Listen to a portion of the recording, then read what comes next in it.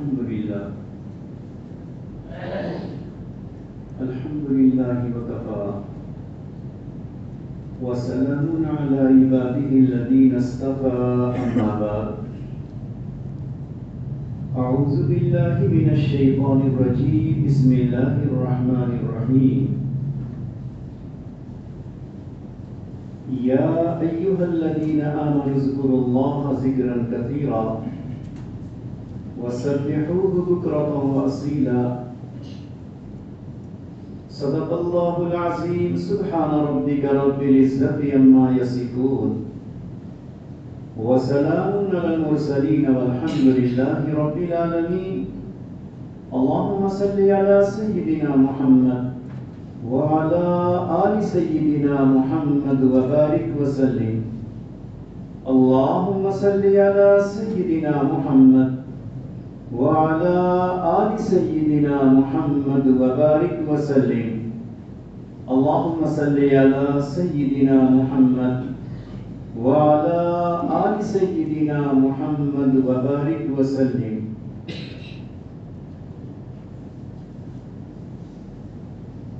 اللہ رب العزت نے ہمیں اور آپ کو ایک ایسی امت میں شامل کیا جو امت پچھلی تمام امتوں کے مقابلے میں سب سے زیادہ اللہ کی نگاہ رحمت میں رہی.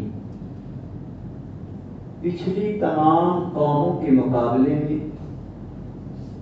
اللہ نے اس امت پر رحمت و محبت کی نگاہ زیادہ ڈالی. اسی بنا پر اگرچہ اس امت کو زندگی اور عمر کم ملی مگر اللہ نے اسی نگاہ رحمت کی بنا پر اس کے چھوٹے چھوٹے اعمال کو اللہ نے پہاڑ بنا دیا. پروردگار نے ایک نیکی کو کم سے کم 10 کے برابر بنا دیا. اخلاص، للہیت، خوف، خشیت کی بنا پر اسی 10 نیکی کو اللہ نے کم سے کم 700 گنے تک بڑھا دیا. اور اس کے بھی آگے کہا کہ اگر تمہارے دل کی کیفیت، دل کی انابت، دل کا رجوع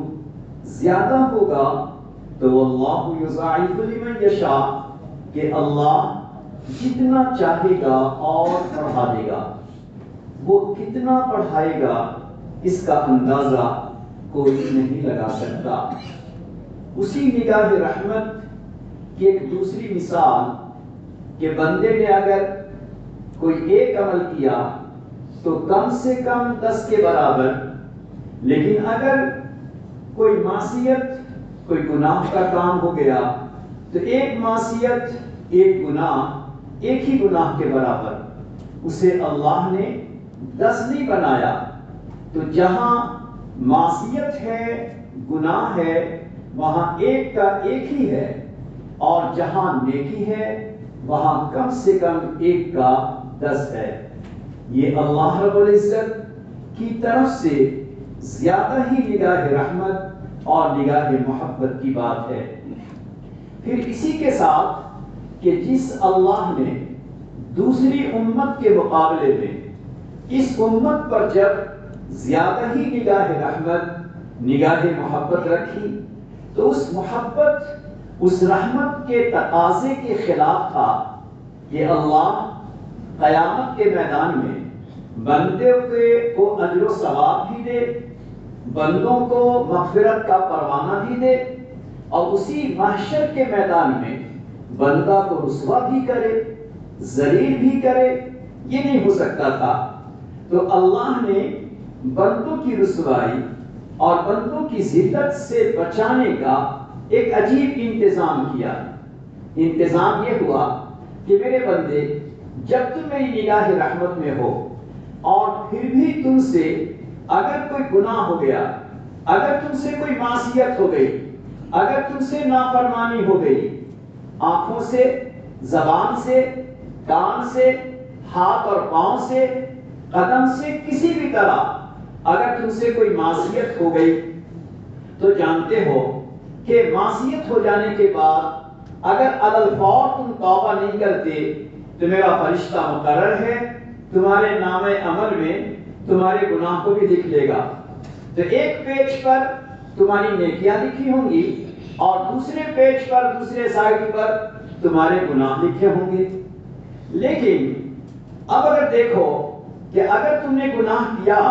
اور تیرا گناہ میرے فرشتے نے لکھ لیا، پھر آئندہ چل کر کسی موقع پر تم نے ندامت کے ساتھ، شرمندگی کے ساتھ، آہوزاری کے ساتھ شرمندہ ہو کر تم نے اگر توبہ کر لیا تو فرشتے کو اللہ پابند بنائے گا، میرا فرشتہ اگر تم نے میرے بندے کے گناہ کو لکھا ہے تو اس گناہ کی جگہ کو مٹا دو، گناہ کی جگہ پر گناہ کو مٹا دو۔ اب یہ تو بات مشہور ہے، مگر یہاں ایک لاجک ہے، یہاں ایک عجیب حکمت ہے جو آپ نے سنا ہوگا کہ اللہ رب العزت کی شان، جب شان رحمت پہ اللہ آتا ہے، شان کریمی پر اللہ آتا ہے، محبت کی نگاہیں جب بڑھتی ہیں تو اللہ رب العزت اس گناہ کو مٹواتے بھی ہیں، اور گناہوں کو مٹوا کر اللہ رب العزت اس جگہ پر نیکیاں لکھوا دیتے ہیں۔ بندے نے وہ نیکی کی نہیں ہے، مگر گناہ کی جگہ جس کو مٹا دیا گیا، بلینک ہو گیا،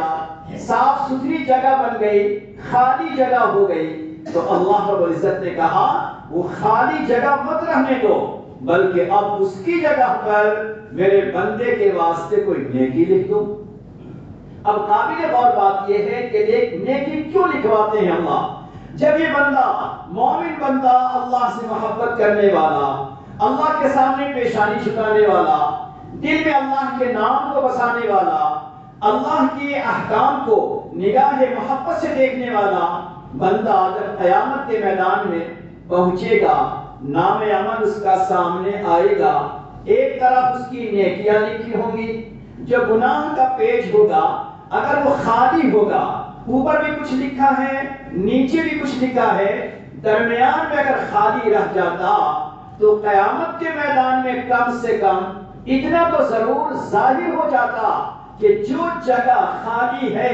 یہ وہ جگہ ہے جہاں بندے نے کوئی گناہ کیا ہوگا، گناہ لکھا گیا ہوگا اور اسے پھر مٹایا گیا، تو اتنا تو ضرور ظاہر ہوگا کہ کچھ نہ کچھ تو کیا تھا۔ اللہ رب العزت اتنا بھی ظاہر ہونے سے بچا دے گا کہ کہیں صاف جگہ، بلینک جگہ کو دیکھ کر کوئی سمجھے گا اچھا ساری نیکیاں تو ہیں مگر فلاں جگہ بلینک ہے، اس کا مطلب ہے کچھ نہ کچھ گناہ کیا ہوگا، اتنا شرمندہ بندہ ہونے نہ پائے، اس لیے رب کریم نے شان کریمی سے فرشتے سے کہا اس جگہ پہ نیکیاں لکھ دو تاکہ کوئی جگہ خالی نہ بچے، میرا بندہ شرمندہ نہ ہو۔ اندازہ لگائیں کہ اس اللہ نے ہمیں اور آپ کو نوازنے کے لیے، اپنی محبت و رحمت عطا کرنے کے لیے، شرمندگی سے بچانے کے لیے، اس اللہ نے ہمیں کتنا اچھا انتظام دیا۔ پھر اسی کے ساتھ اللہ نے ہمیں دو نعمتیں اور عطا فرمائی۔ ایسی نعمت جس نعمت کی بنیاد پر انسان کے لیے اللہ کے حکم پہ چلنا آسان، اللہ کی نافرمانی سے بچنا بالکل آسان۔ وہ دو نعمتیں کیا ہیں؟ اللہ نے ہر مومن کو کسی نہ کسی درجے میں دو نعمتوں سے نوازا ہے، ایک کو محبت الہی کہتے ہیں اور ایک کو خوف الہی کہتے ہیں۔ ہر مومن جس نے کلمہ پڑھا ہے، کچھ نہ کچھ کسی نہ کسی موقع پر اس کے دل میں خوف تو ضرور آتا ہے۔ ایک بندہ مومن جو اللہ کا نام لیتا ہے، پوری زندگی چاہے وہ اللہ کے دربار سے دور رہا ہو، مرنے کے وقت اس کا دل اللہ کی طرف شرمندہ ضرور ہوتا ہے۔ تو ہر مومن اسے اللہ نے دو نعمتوں سے نوازا، ایک کو محبت الہی کہتے ہیں اور ایک کو خوف الہی کہتے ہیں۔ یہ دو نعمتیں ایسی ہیں کہ اگر ہمارا دل ان دو نعمتوں سے بھر جائے، ان دو نعمتوں میں اضافہ ہو جائے، محبت الہی کا لیول ذرا اونچا ہو جائے، خوف الہی، خشیت الہی کا لیول اگر اوپر ہو جائے تو انسان کے لیے ہر عمل کا کرنا آسان ہے اور گناہوں سے بچنا اس کے لیے بالکل آسان ہے۔ نمبر دو، انسان کے لیے عبادتوں کی کیفیت بدل جاتی ہے، عبادت کا رنگ بدل جاتا ہے، عبادت کا انداز بدل جاتا ہے، اس کی تلاوت، اس کا سجدہ، اس کی نماز واضحانہ انداز میں ہو جاتی ہے، عشق و وفا کی کیفیت میں اس کی عبادت ادا ہوتی ہے اگر محبت کا لیول اگر اونچا ہوتا ہے۔ اسی طرح اگر گناہ ہونے نہیں پاتا خوف الہی کی بنا پر، لیکن خوف الہی کا لیول اگر اونچا ہو جائے تو گناہ ہوتا نہیں، اور اگر ہو گیا تو انسان نادم ہوتا ہے، شرمندہ ہوتا ہے، اللہ کے سامنے آنسو کے قطرے بہاتا ہے، پروردگار کا حکم ہوتا ہے فرشتہ میرا بندہ چاہے گناہگار، چاہے خطا کار، چاہے سیاہ کار، لیکن اس نے ندامت سے توبہ تو کی ہے، شرمندگی سے معافی تو چاہی ہے، میرے فرشتے اس کے گناہوں کو ذرا معاف کر دو، اس کے گناہوں کو مٹا دو۔ تو یہ دو خوبیاں ہیں انسان کی، ہمیں اور آپ کو آج کی اس دنیا میں اگر غور کریں گے، جب یہ دو خوبی انسان میں آتی ہے تو انسان کو اللہ ایک اور نعمت سے نوازتے ہیں جسے کہتے ہیں دل کا سکون، جسے کہتے ہیں دل کا اطمینان، جسے کہتے ہیں طمانینت قلب۔ تو اگر ہمیں دل کا سکون چاہیے، اگر ہمیں دل کا انبساط اور دل کی خوشیاں چاہیے، اگر ہمیں دل کی طمانینت چاہیے تو اس کے لیے اپنے اس دل کے برتن کو دو چیزوں سے بھرنے کی کوشش کیجئے، ایک کو محبت الہی کہتے ہیں اور ایک کو خوف الہی کہتے ہیں۔ یہ دو چیزیں انسان کے دل میں آئیں گی تو انسان چاہے کسی بھی حال میں ہو،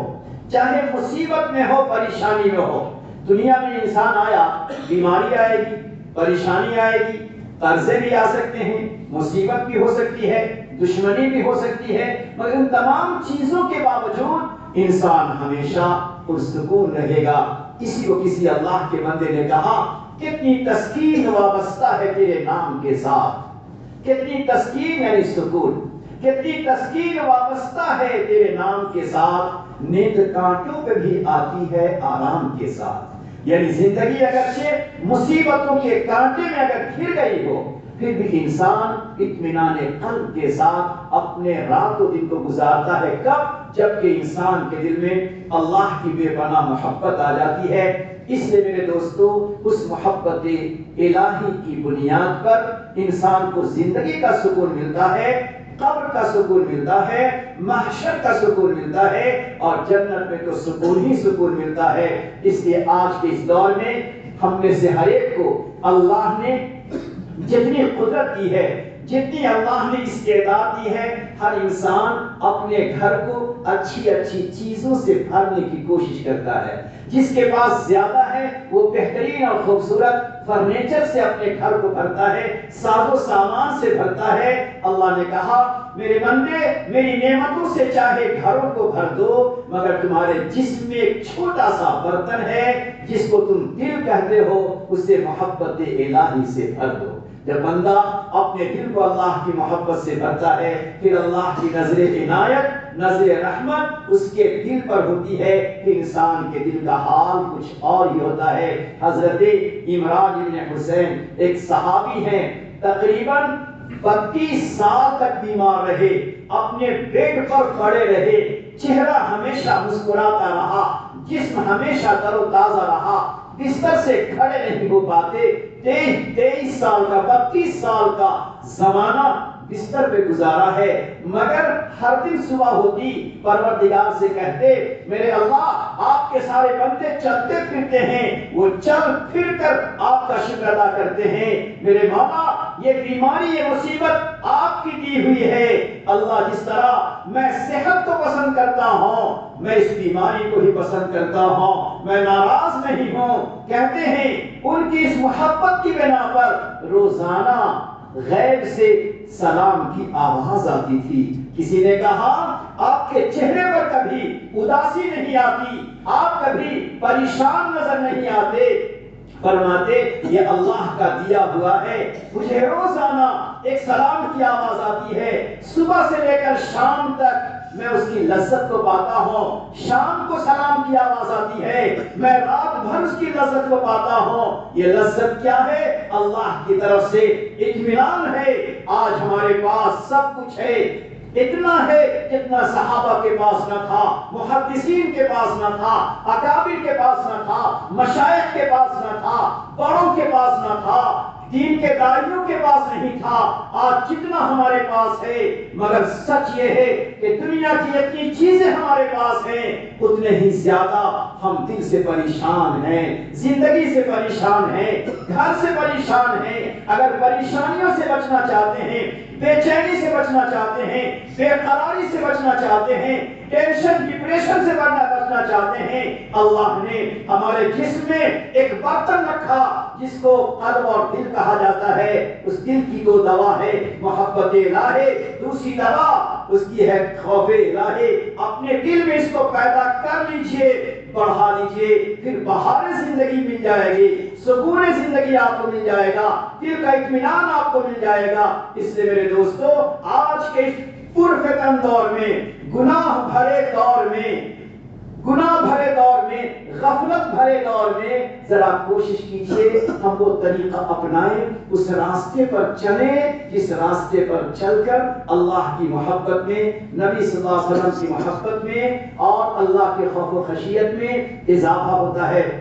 اور جب خوف ہوگا تو بندہ گناہوں سے اپنے آپ کو ضرور بچائے گا کہ ہم خدا کے سامنے رسوا ہو جائیں گے, ذلیل ہو جائیں گے, پروردگار کے سامنے ہمیں شرمندہ ہونا پڑے گا. تو انسان کے دل میں اگر یہ خوف کا لیول اگر بڑھا ہے تو مسجد سے نکلنے کے بعد, گھر سے نکلنے کے بعد بازاروں سے گزرتا ہو, سڑکوں سے گزرتا ہو, صبح سے لے کر شام تک بازاروں میں رہتا ہو, پھر اس کی آنکھ غلط نہیں دیکھ سکتی, اس کی زبان غلط نہیں دیکھ سکتی, اس کی زبان پر کوئی غلط لقمہ نہیں آ سکتا, اس کی زبان پر کوئی حرام لقمہ نہیں آ سکتا. کیوں؟ اس لیے کہ اسے اندیشہ ہے کہ اسی حرام لقمے کی بنا پر میرا اللہ ناراض ہو جائے.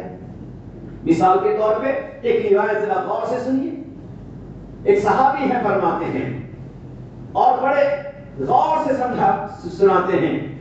میں تمام ساتھیوں سے کہوں گا, خاص جوانوں سے جو کاروبار کرتے ہیں, بازاروں میں رہتے ہیں. ایک صحابی بڑے اہتمام, بڑی فکر سے کہتے ہیں, صحابہ موجود ہیں, تابعین موجود ہیں, فرماتے ہیں جو بات میں کہنے جا رہا ہوں اگر وہ بات میں نے نبی اکرم صلی اللہ علیہ وسلم سے نہیں سنی ہے, اور پھر میں آپ سے کہتا ہوں تو میرے دونوں کان بہرے ہو جائیں دنیا میں ہی, میرے دونوں کان بہرے ہو جائیں اگر وہ بات میں نے پیارے آقا کی زبان سے نہیں سنی ہے. جتنے سننے والے صحابہ تابعین تھے وہ سب متوجہ ہو گئے. پھر فرمایا جو انسان کوئی کپڑا استعمال کرے, اس میں 1 درہم اگر سود کا ہو گیا, 1 درہم اگر حرام کا ہو گیا, 1 درہم ناپاک شامل ہو گیا, پروردگار اس کی عبادت کو قبول نہیں کرتا. میرے ساتھیوں, جب کپڑے کا یہ معاملہ ہوگا تو اگر حرام لقمہ ہمارے پیٹ میں جائے گا, حرام لقمہ ہماری زبان پہ جائے گا, پھر اس کا اثر اور کتنا خطرناک ہوگا. اس لیے اللہ نے ہمیں صحت دی ہے, اللہ نے ہمیں زندگی دی ہے. اس مختصر سی زندگی کو حرام دیکھنے سے, حرام سننے سے, حرام کھانے سے, حرام پہننے سے اپنے آپ کو ہمیں بچانا پڑے گا. تبھی جا کر ہم خدا کی نگاہ رحمت اور خدا کی نگاہ محبت میں آ سکیں گے. آج کے دور میں عبادتیں ہیں, آج کے دور میں روزہ ہے, آج کے دور میں حج عمرہ ہے, آج کے دور میں تسبیح اور تلاوت ہے, لیکن آنکھوں سے بچنے کا اہتمام نہیں ہے, زبان کو بچانے کا اہتمام نہیں ہے, کانوں کو بچانے کا اہتمام نہیں ہے. اسی بنیاد پر نبی اکرم صلی اللہ علیہ وسلم نے عجیب روایتیں ارشاد فرمائی. ابن ماجہ میں روایت ہے, نبی علیہ السلام نے ارشاد فرمایا قیامت کے میدان میں ایک انسان آئے گا جو ایک بڑے پہاڑ کا نام آپ نے لیا، ایک بڑے پہاڑ کے برابر وہ نیکیاں لے کر آئے گا، ایک ایسا پہاڑ جو میلوں میل فاصلے تک پھیلا ہوا ہے، اس کے برابر وہ ساری نیکیاں لے کر آئے گا۔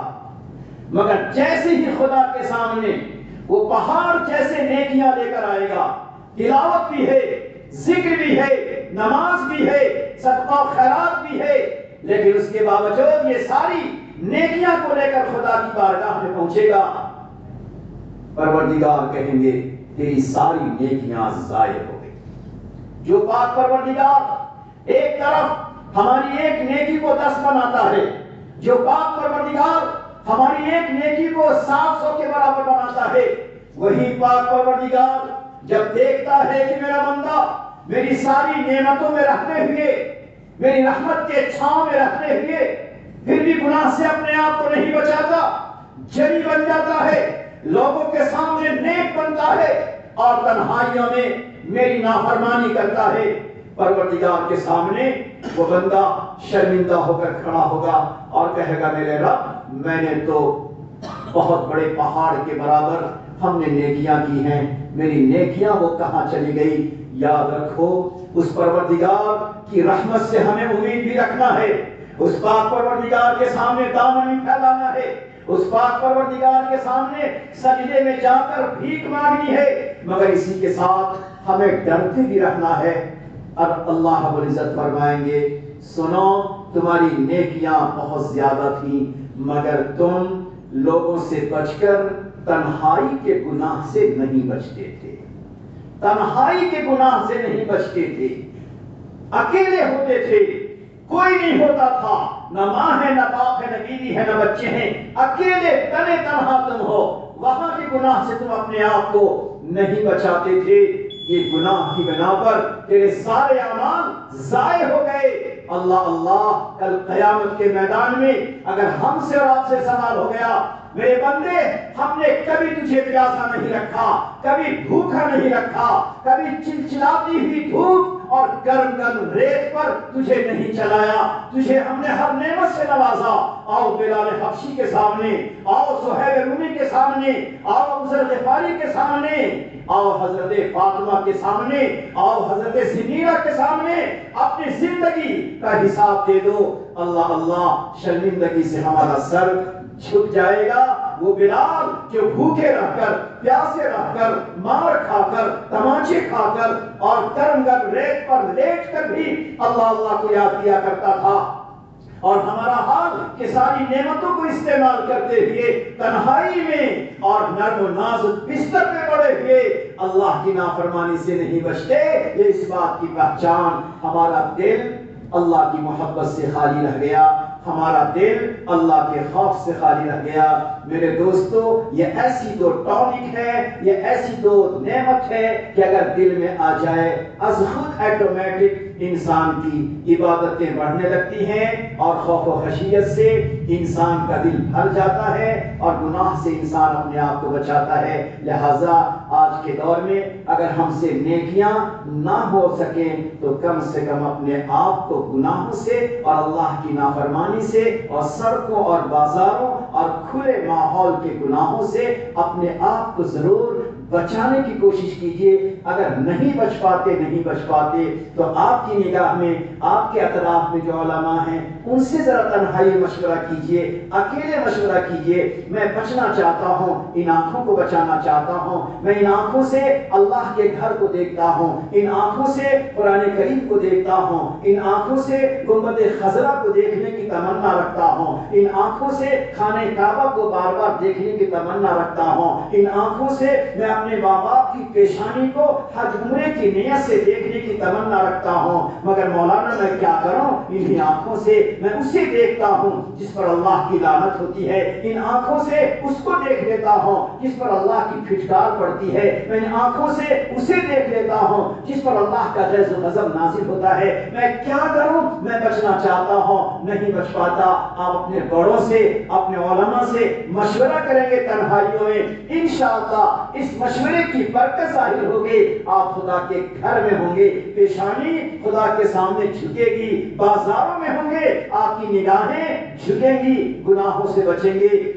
اور جب انسان آنکھوں کے گناہوں سے بچتا ہے اور کان کے گناہوں سے بچتا ہے تو اللہ اس کی برکت سے زبان کے گناہوں سے بھی بچا دیتا ہے، اور زبان پر کوئی حرام، کوئی شبہے والا لقمہ چلا جائے، بینک کا انٹرسٹ چلا جائے، سودی پیسہ چلا جائے، کسی اور کا مال ہڑپ کیا وہ چلا جائے، یہ محال ہو جاتا ہے، مشکل ہو جاتا ہے، اور حلال ہی حلال کی طرف اس کا دل چلتا ہے۔ اس لیے میرے دوستو، آج کے اس دور میں ضرورت ہے کہ ہم اپنے دل کو اللہ کی محبت سے بھریں اور خوف الہی سے بھریں۔ یہ دو چیزیں ایسی ہیں جس سے ہمارے لیے تمام شریعت پر عمل کرنا آسان ہوتا ہے، انسان کی نجات موت کلمے کے ساتھ ہوتی ہے، اسے نجات حاصل ہوتی ہے۔ اللہ ہمیں آپ کو ان باتوں پر عمل کرنے کی توفیق عطا فرمائے۔